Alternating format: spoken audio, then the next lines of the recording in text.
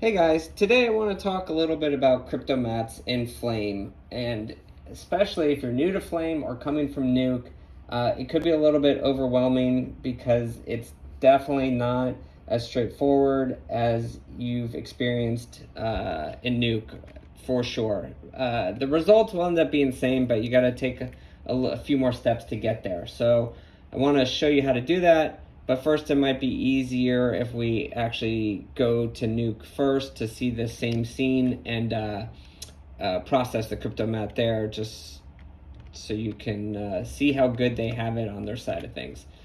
I have this classroom scene that I got for free. Thank you, free download. I'm using it just so we can kind of showcase these Cryptomattes. In Nuke, I'm just going to hit Tab. Type in C, get our Cryptomatte. I'm going to connect it to our scene. I'm looking at the options. I have 3 rendered out. The material, which would select by the actual material that's on these objects. So if I pick this bottle shared the same material, so both were selected because it's choosing by the material. If I select the shelf, they're both going to be selected because they are also sharing that same material. So if you know that you want to change this, something about the material itself, this might be a good place to start with your crypto. If you want to just start to grab the objects, let's say I'm, want to change this clock for some reason. Now I just literally pick the clock, and this will be the object that I have in my alpha. If I want the desk, I'm gonna select, and now I have the desk because this was the same object in the scene. If I don't like what I've picked, I can just hit clear, and now if I hit A, there's no alpha anymore. If I want to choose something else, again, I have this picker add highlighted. I'm going to go ahead and select something. Now I have an alpha for that, and I can move on. If I've selected something I don't want, I can also just hit the picker remove, and by the same process, just click on items that I want to remove from my alpha. There's lots of different ways that we can kind of go about this, but for the purpose of today, all I really want to do, let's say, is grab this clock. I want to boost its levels. So I'm going to hit picker add. I select the clock. I have an alpha. Let's say we're going to just grade that. And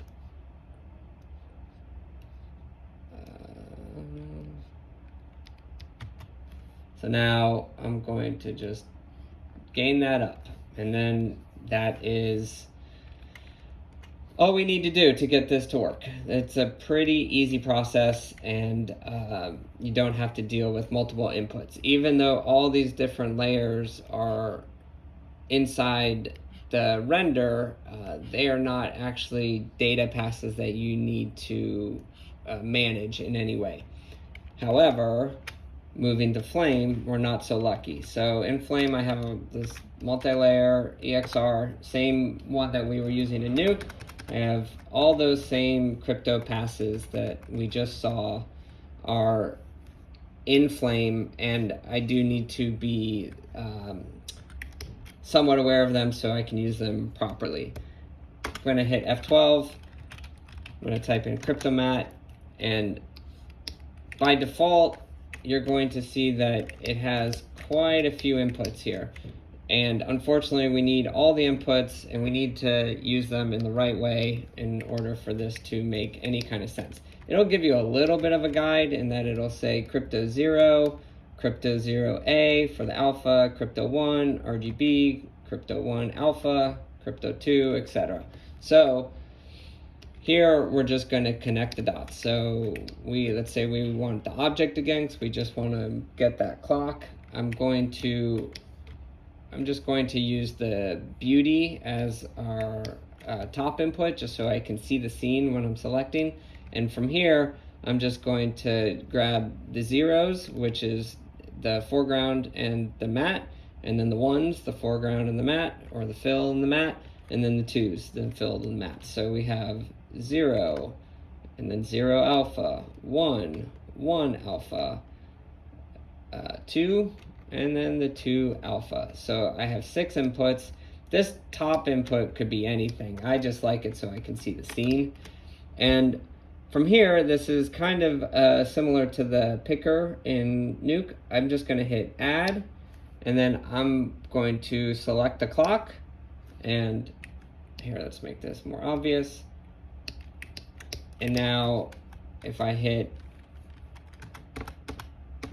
let's see,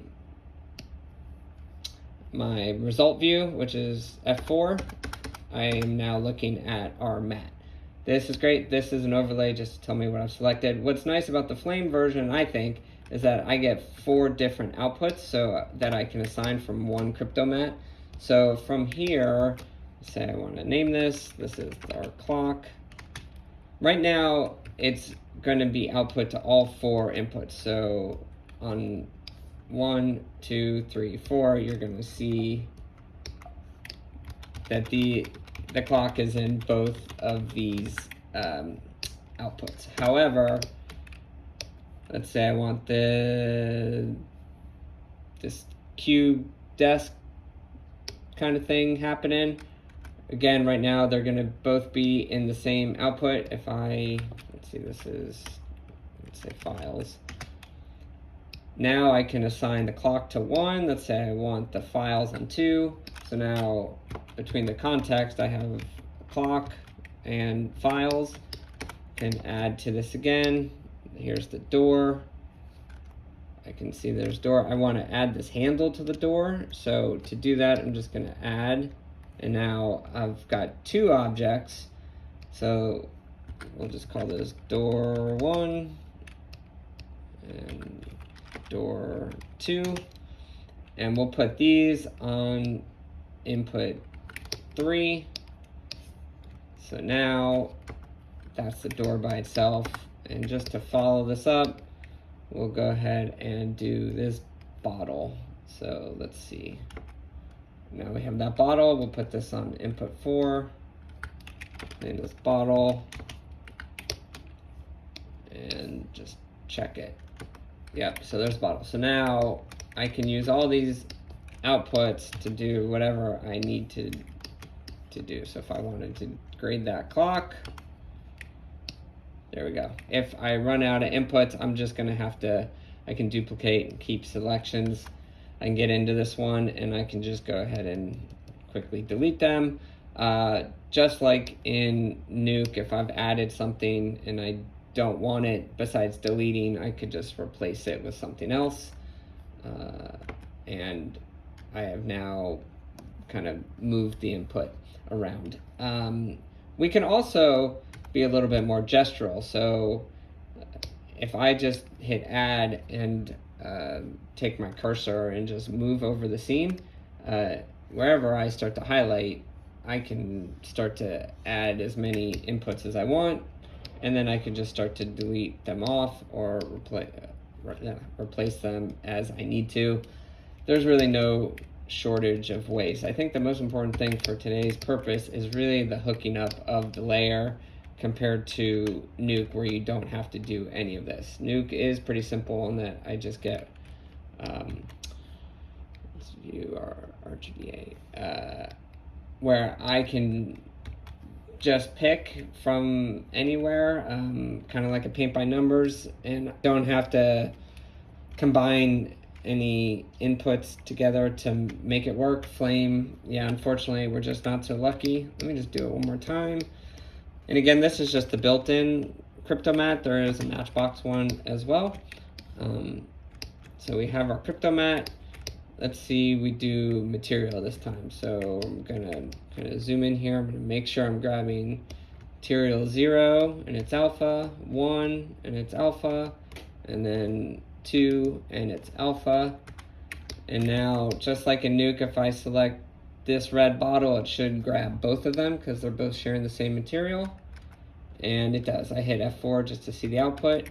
And same with this shelf. If I hit add, select it. Now I have this shelf. So again, if I want to choose input 1 for one of them, input 2 for the other, I can now color correct each one individually without any kind of bleeding on. So there's our shelf.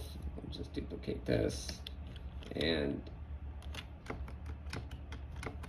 here's our, oops. There's our bottle.